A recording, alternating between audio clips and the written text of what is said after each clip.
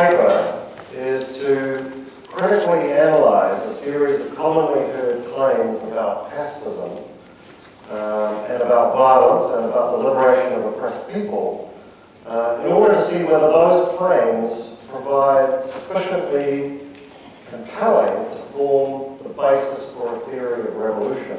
So specifically, I want to examine the related claims that, number one, in a context of overwhelming repressive violence, violent resistance is the only realistic alternative for the defense and liberation of oppressed people. Number two, that in oppressive situations, revolutionary violence is not only legitimate, but it's normative because it empowers the oppressed, reinvigorates their agency, and liberates their subjectivity. Thirdly, that, and kind of conversely, that pacifism and calls for non-violence denies the rights of the oppressed to resist oppression and therefore functions as part of the apparatus of domination. And then consequently, fourth, that violent resistance is a necessary tool or process for social transformation and revolution. Now, these claims can be found in a lot of literatures, but particularly post-colonialism and Marxism literatures. And what I would like to argue is that each of these claims is deeply problematic on the basis of both political and social theory, as well as empirical research, and that they therefore provide a poor foundation for revolutionary political action. And I'd like to argue instead that revolutionizing both the means and ends of liberation through the practice of radical nonviolence can greatly help us to kind of constitute a new type of politics, which doesn't simply reproduce forms of dominatory power. In other words, while it's possible to change a regime through violent resistance, I think genuine revolution towards human emancipation necessitates both non-violent aims and non-violent means of transformation. Now, because of time limits, I'm not going to spend a lot of time, an equal amount of time on each of those four arguments, because I want to really get to the end and talk a bit about trying to think about a new revolutionary approach. But the first claim we have to consider is that in a context of overwhelming and totalizing repressive violence, such as situations of colonial oppression or military occupation or institutionalized racism, that violent resistance is the only realistic alternative for the liberation of oppressed people. It's the only response which has a realistic chance of success. Now, our first critical observation to make about this is that such a viewpoint is very deterministic and it's very reductionist in relation to human motivations, human agency, and human subjectivity. Now, people act out of a complex set of motivations within shifting contexts. And to reduce the strategic choice of oppressed people to a simple binary between violent resistance or passive submission is a gross simplification. I don't want to spend a lot of time on this, as I said, but from a theoretical perspective, we might also argue that this argument misunderstands and relies upon an understanding of the relationship between violence, force, and coercion, and power that's not actually necessarily quite correct. And I don't need to go into it because Molly mentioned this in her talk, but she's also written extensively about it. There's no, and so has Stalin actually, there's no simple or linear relationship between violence and power.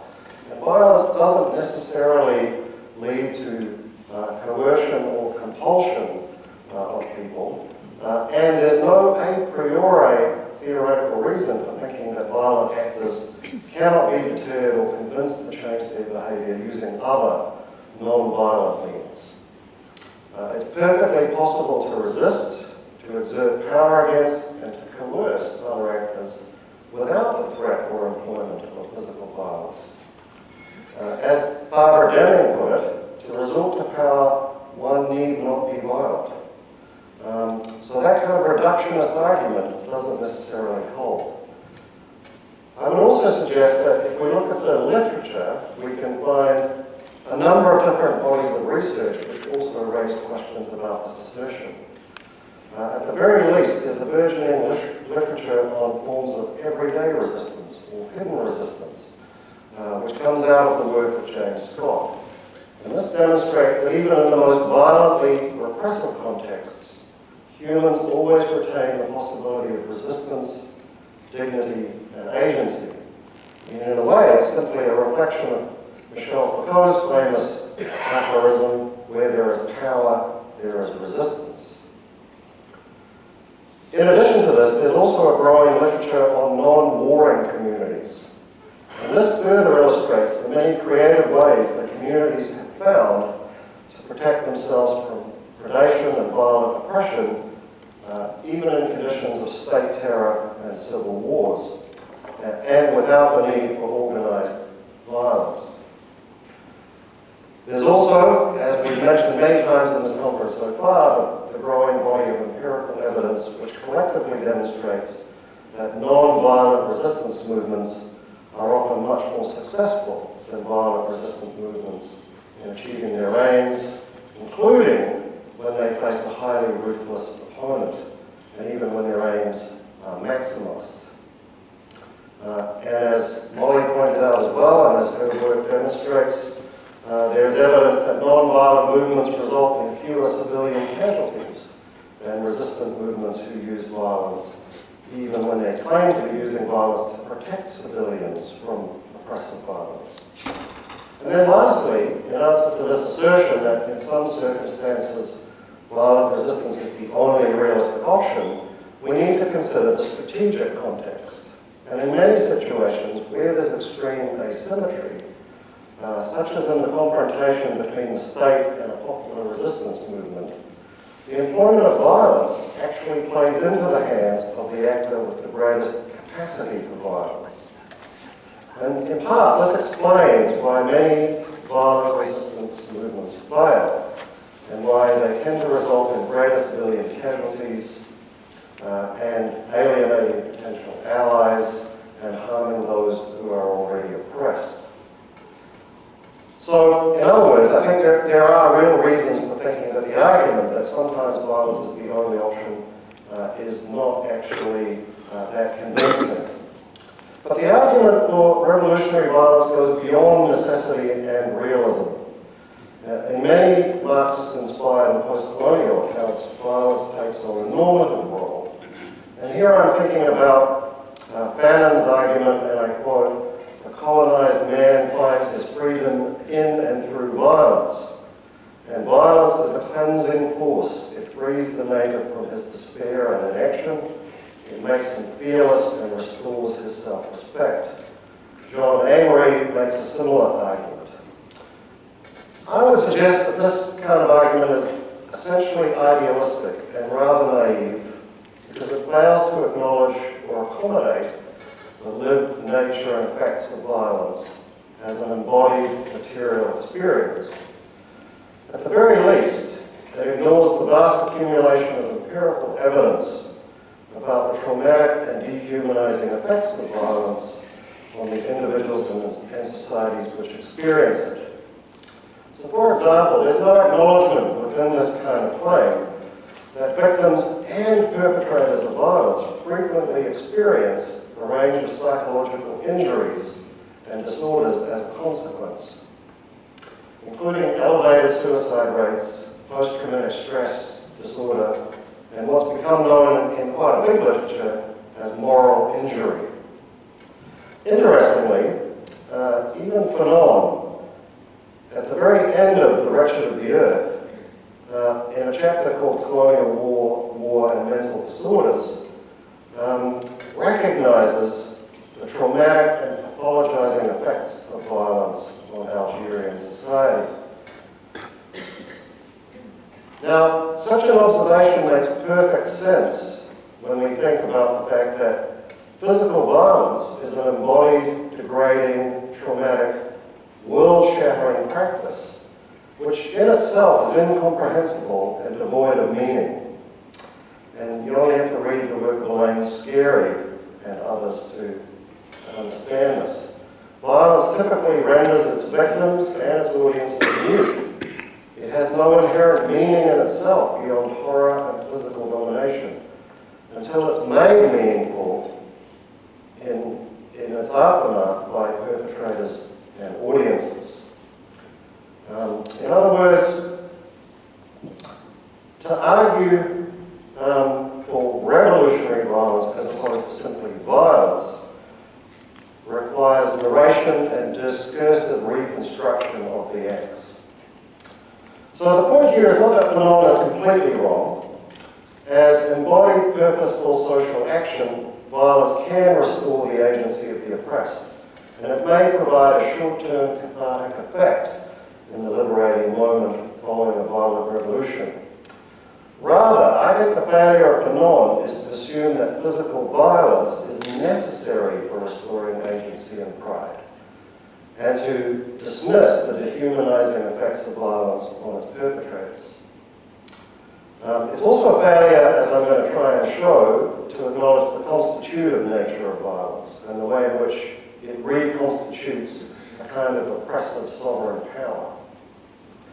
The point is that Fanon fails to see that the rehumanization of the colonized self occurs in the moment of disobedience and resistance, not solely or necessarily in the moment of violent resistance.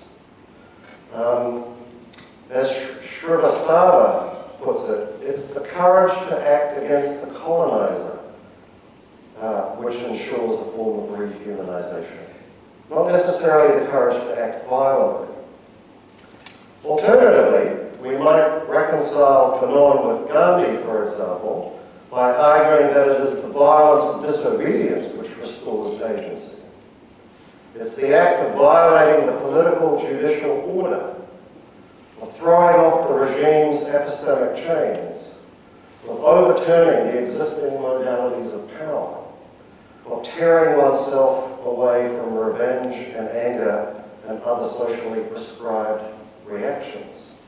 That's where the oppressed subject finds liberation and the opportunity to rebuild his subjectivity.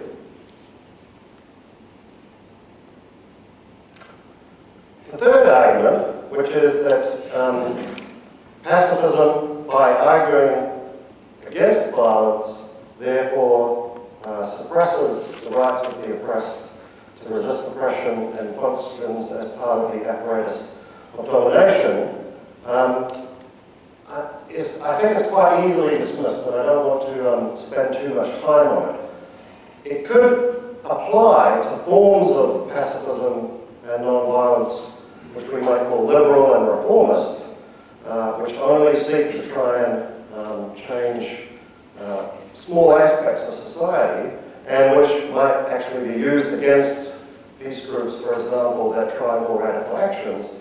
But the theory of pacifism, particularly as articulated by people like Gandhi, it certainly doesn't apply to that. I mean, as Gandhi actually said, pacifism does not mean meek submission. It means pitting one's whole soul against the will of the tyrant. And the argument here is that pacifists do not deny the right of the oppressed to resist. In fact, they strongly assert the moral reasons to resist tyrants and oppressors and to struggle for social and personal emancipation. Rather, what they contest is the necessity and expediency of employing violence in the struggle, particularly given the nature, effects, and failures of violence that we've noted. There's another important perspective here that I just want to briefly touch on, and that is, following Foucault and others like Peter Bloom, we have to acknowledge that the type of resistance that emerges in a particular context is constituted or produced by the type of power it is resisting. In other words, a violently oppressive power which brutalizes individuals and communities and which trades in the currency of exemplary violence can be expected to produce equally violent expressions of resistance. I mean, in part, this is part of the psychological nature of violence. The fact that it's mimetic. It responds to other acts of violence with its own acts of violence. And in any case, there are plenty of historical examples in which violently ruthless revolutionary organizations emerged to confront violently ruthless oppressors. Another way to think about this is that we might ask perhaps a more important question than whether the oppressed have the right to resist violently, and that is the question of what are the best means for achieving emancipation. At the same time, and as a consequence of this question, we have to also acknowledge that when pacifists argue that non-violence is the most ethical and effective strategy, and should be the primary or default strategy in situations of oppression, they then have a responsibility to offer alternative methods of resistance. They cannot simply condemn the use of resistant violence on moral grounds and then do nothing. And people like Dellinger express this very strongly.